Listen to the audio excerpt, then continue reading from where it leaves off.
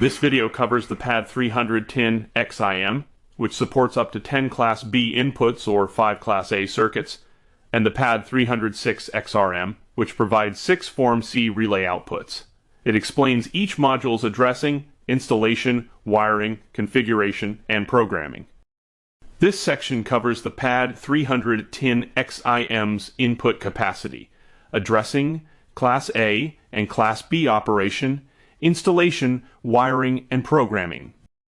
The PAD300 tin XIM has a possible 10 inputs if being used in Class B, or 5 if Class A.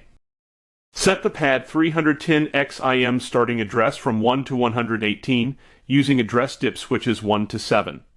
In Class B mode, the module uses 10 consecutive addresses beginning with the selected address. For example, starting address 21 uses addresses 21 through 30. Addresses 119 through 127 cannot be used as starting addresses. Dip switch 8 selects Class A operation and is not used for addressing. Individual inputs may be set to unused with the setting dip switches. Their LEDs remain off unless the unused addresses are assigned to other SLC devices. When dip switch 8 is in the down position, the module provides 10 Class B inputs programmed as PAD-SIM MIM. In the up position, it provides 5 Class A circuits programmed as PAD-DIM Class A.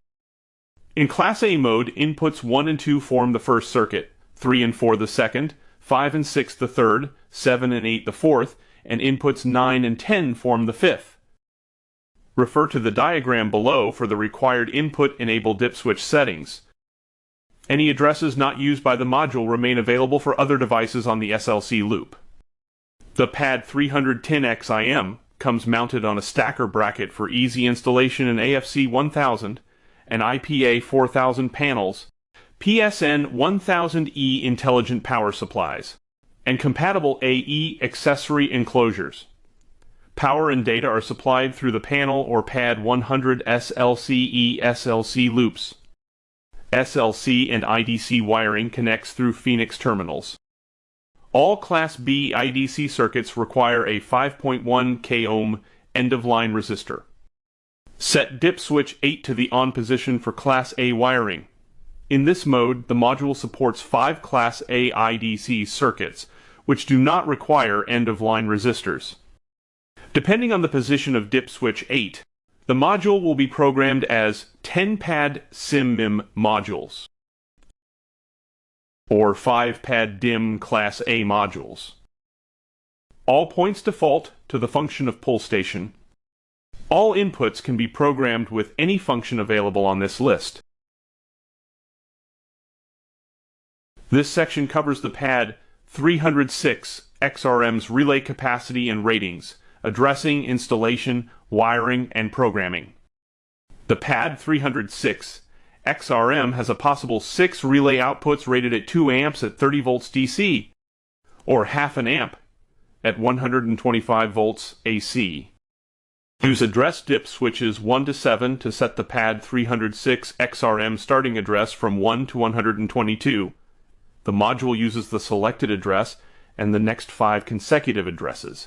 For example, starting address 10 assigns addresses 10 through 15.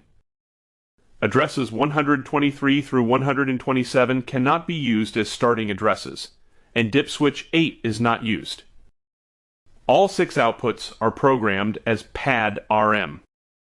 Individual outputs may be set to unused with the setting dip switches. Their LEDs remain off unless those addresses are assigned to other SLC devices. The PAD306 XRM receives power and data from the panel or a PAD100 SLCE SLC loop. It comes mounted on a stacker bracket for installation in AFC 1000 and IPA 4000 panels, PSN 1000E intelligent power supplies, and compatible AE accessory enclosures. The module provides 6 Form C relays. Contact output wiring follows the power limiting classification of the device power supply. For non-power limited wiring, maintain 1/4 inch separation between 30 VDC and 125 VAC relay circuits. Each relay output will be programmed as a PAD-RM. Each output can be programmed for any function shown in this list. IPA panels also support smoke control relay functions. PAD300 module LEDs flash green every 4 seconds to indicate panel polling.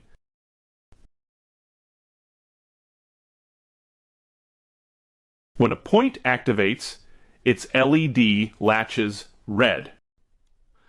For more information about Potter products, please visit our website at pottersignal.com. To access additional training resources, check out our online training portal at academy.pottersignal.com. Stay connected with us on social media for the latest updates and news.